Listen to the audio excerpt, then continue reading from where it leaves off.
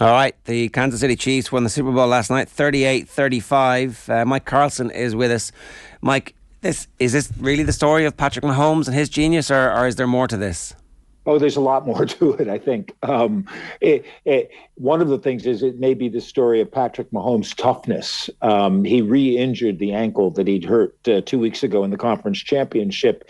And not only did he come back and play remarkably well, but in the first moments after the injury, when he was obviously in a lot of pain, he refused to go to the treatment tent back into the locker room as it was almost the end of the first half, but basically sat there until he felt like he could get up, and then kind of walked around as if he were normal or as normal as possible. So I think there's that. And I think there's also, although he's obviously now with his second Super Bowl win, that kind of, in some people's mind, makes you an automatic Hall of Famer, but he's also been to 3 Super Bowls in the last 4 years. So he has sort of cemented his greatness. But I think that also is a sort of savor for Andy Reid, who in my mind was already a Hall of Fame coach, but his reputation in Philadelphia was someone who built consistently really good teams, but only got to the Super Bowl once and didn't win it. And then he won his first Super Bowl with Mahomes. And if he had lost this game, I think that same refrain you would have heard that from the pundits and the herd, that Andy Reid couldn't win the big one. But I think they've taken that monkey off their back now as well. So I think this sort of cements a kind of Andy Reid, Patrick Mahomes legacy. Right, yeah. Just I'm like Ger. I didn't see the Super Bowl, sadly. I went to bed early last night, being like the professional that I am, and of course couldn't sleep. And I was halfway through. I was like, I might as well just stayed up and watch this bloody thing. I did see the end of the championship final though. That 3rd and 4 where he runs the ball. Obviously, the unnecessary roughness gives him a 15-yard penalty. But that moment where this man can't walk, not to mind run, and he runs a 3rd and 4 to basically get him to the Super Bowl. Like, where does that stand in those moments of the season? He pretty much did the same thing again. He went on a scramble, and when it got to the end and when tacklers were around, he started dodging tacklers, but he was literally tiptoeing. And I think that's kind of like, it will, as you say, be a defining moment, because this is a guy who's an incredible passer, has as good a vision of the field and an awareness of where that ball should go or could go as almost anybody. And he plays through injuries. It's not the first time, probably won't be the last time, because he does take a lot of time. He's not afraid to stay in the pocket or to keep plays alive. And that is a recipe for getting hurt, somewhere down the line. We've sort of seen it with Russell Wilson finally succumbing to an ankle injury after playing through injuries nonstop through his career. And he was a bit less effective this past season. Yeah, just one. We spoke about Johnny Sexton. I don't know if you're familiar with Johnny Sexton, Mike. He's like the Irish out half. He's 37. Yes. So, of course. So 37. And that was the real Super Bowl, was Ireland-France. Yeah, and we actually, our first try actually was straight out of an NFL playbook. But Sexton he's a little bit different in terms of an out half. Certainly the way he tackles and he does things. But is Mahomes completely changing how the young quarterback looks at how a quarterback should be now, in terms of everything he does that is so much more than obviously just passing the ball? Yeah, I mean, there is a change going on in terms of young quarterbacks, and mobility is a bigger factor coming out of college, because college football's offenses have really influenced the NFL in the last decade or so.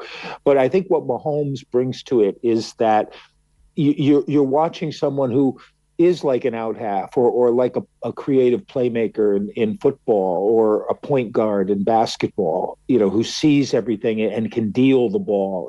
And it's not a question of kind of like dealing it at short distances. He can do it at long distances as well. But if you were a young kid and like many kids, enamored by basketball and the flair and the flash of it, Patrick Mahomes brings that same kind of attitude toward football. And I don't think an American football quarterback kind of gets targeted automatically. Whereas Johnny Sexton gets targeted whether he's got the ball or not. And teams know that trying to put him out or slow him down, by hitting him hard and hitting them repeatedly is the way to do it. That's kind of like an American football attitude toward a player. But I think it's a good comparison.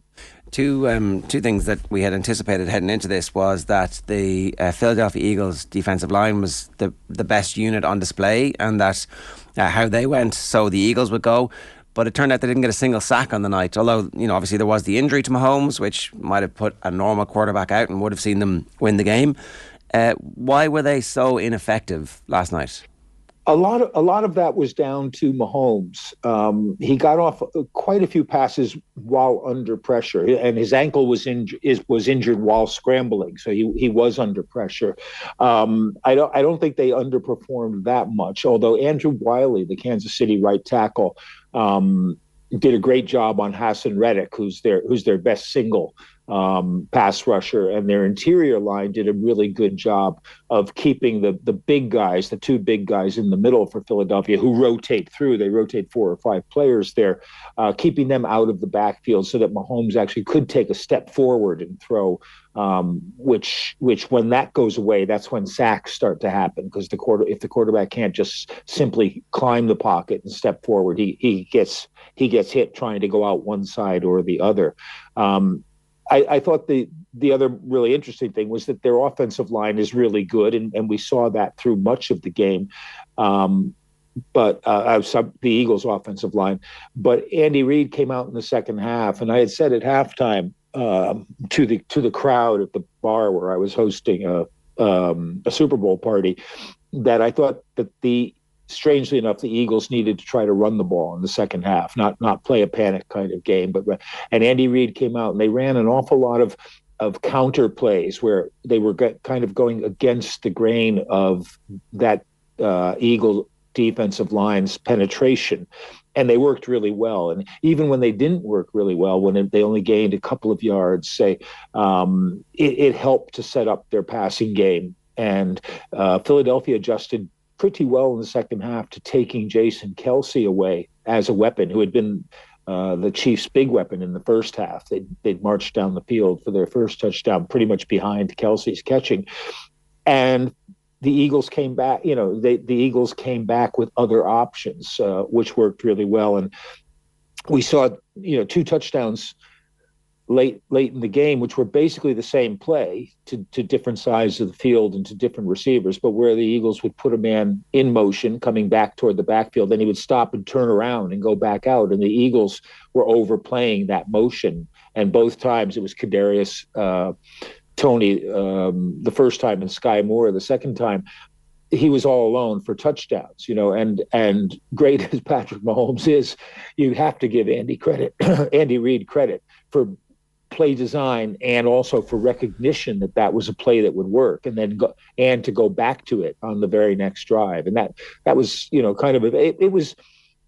My take on it basically is that it was a really even game, as the score would indicate. But you have to remember that the Chiefs are in the game because of a Jalen Hurts fumble, his one bad play of the game, which was returned for a touchdown, and then a really unexpected Kadarius Toney punt return that got them down. So the 2 big plays by the Eagles are what won them that game more than anything else. It kept them in the game. The Jalen Hurts performance in the round was fairly astonishing for somebody making a Super Bowl debut, notwithstanding the fumble. Or in American sports, you get no credit for the 99 out of 100 things you do well, and everybody just remembers the fumble. Yeah, it's funny. I said you could make a really good case before the MVP was announced for Hurts being the most valuable player of the game, because he really was doing almost everything for the Eagles. Now, the fumble does work against you. And strangely enough, the Eagles also had a second fumble for the same guy, Nick Bolton, returned it for a touchdown, and that was called back on one of those kind of interminable NFL video replays, Zapruder film, legal battle, parsing the language of the Talmud kind of decisions. And that could have changed the tempo of the game as well. But, that quarterback sneak that the Eagles run, which looks kind of like a maul, in rugby, and someone ought to tell the American announcers to watch a rugby game and figure out exactly what the metaphor or what the parallel is. His passing was superb. The touchdown to AJ Brown was Mahomes like. He was leading his receiver to a place where he knew the ball, the receiver could get it, but throwing the ball well before the point that AJ Brown broke his route. He was accurate throughout, and I just thought it was a tremendous individual effort, which probably just, there's only ever been one MVP of the Super Bowl off a losing team, but I thought you could make a case for this. But I think you're right that the fumble probably took that possibility out of play. That's got to be crazy. Like, surely the MVP played on the worst team more than once in Super Bowl history. Surely, I mean, you're talking about tight games here. Like, you would think so. History's written by the winners. Well, they generally just give it to the quarterback, even when somebody else. And I've gone through. I did a piece a couple of years ago. Went through all the Super Bowl MVPs, trying to decide who really should be the MVP. And the funny thing is, there weren't many losing players who were in the mix for that award.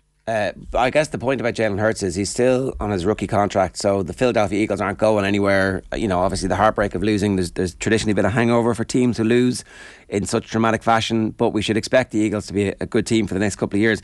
One last thing I do want to talk about, and we hate talking about officiating, but it did feel like from watching the highlights that everybody's pissed off because they call a holding on a play when it would have been an earlier version and a much further out field goal. Booker missed a kick earlier on, so it wasn't going to be a gimme, and they hadn't called holding really across the game. So is it a legitimate call or is it not a legitimate call? What do you think? In the early second quarter, there was James Bradbury was again covering Juju Smith-Schuster and did pretty much the same thing. And Mahomes was calling and the replay was shown and they hadn't called it. Consistency is always the first thing we ask of officials in any sport. Make a good call, make a bad call, but call it the same way each time. So that the argument, I have a lot of sympathy for the argument that the last 2 minutes of a game is a bad time to change your interpretation of the calls. To me, it was a hold, and it was a pretty obvious hold. And the argument that I don't buy is the quote unquote let the players play kind of argument, because if you're letting the defense hold, you're letting the defense play, but you're not letting the offense play. Yeah. So, I didn't really have a problem with it. And I'm pretty critical of the officiating because they did pretty much let things go apart from offsides for most of the game. And but I think again, you're right that the argument that it would have been a much more exciting finish had let's just assume Butker makes the field goal anyway, so which would have been about 35.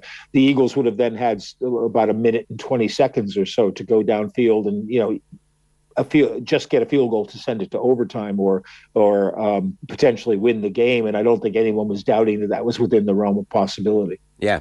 And just in your years following it, this must have been one of those years where just it seemed like there were so many narratives as the season developed with Mr. Irrelevant, obviously the 49ers, what was happening there, the emotion that the Buffalo Bills went through, and then the star quarterback basically hobbling through the end of the season. And there just seemed to be so much of a narrative for the last sort of few weeks of the season in general.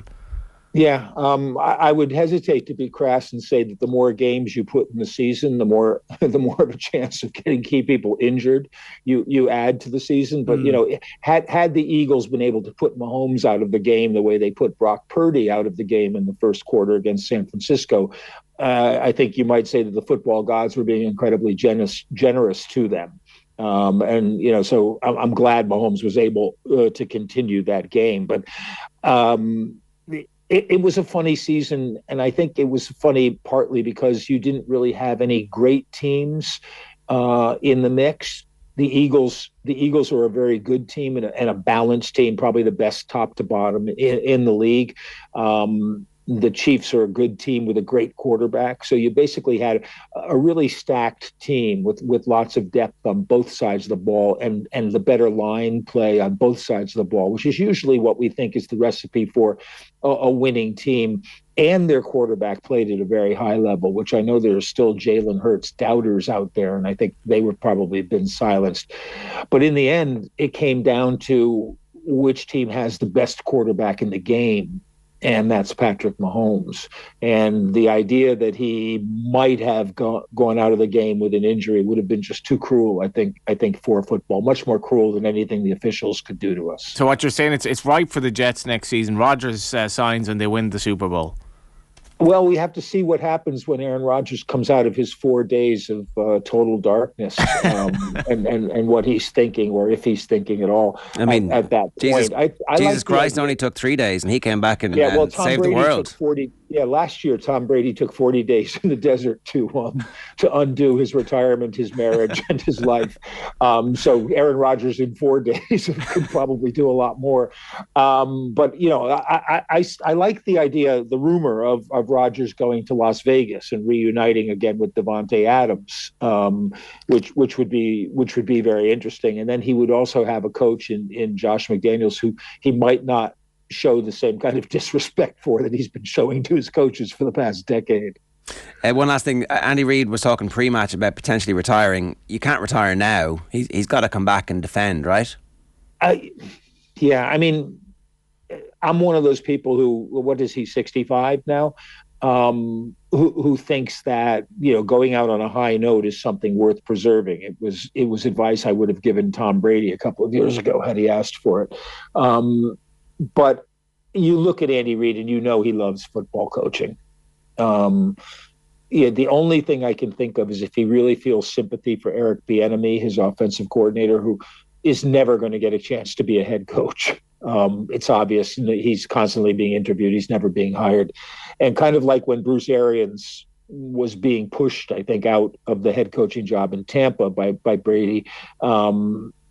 But the line that he gave was that he wanted to step down to make sure that Todd Bowles, his defensive coordinator, got the chance to be a head coach again. And I could see that kind of a scenario happening. But frankly, Andy, what's better to keep you young at heart than having the best quarterback in the league to play with? And he did a great job of they let Tyreek Hill go in the offseason of picking up little pieces here and there and then using them. I think someone said during the game that Mahomes had thrown to more different receivers than any quarterback in the league. And, right. That's that kind of chess game that coaches love to play. I get the feeling that after a few weeks, Andy's going to be scratching, to get back into the office and start looking at college players. Just very briefly for me, could Mahomes be the best of all time?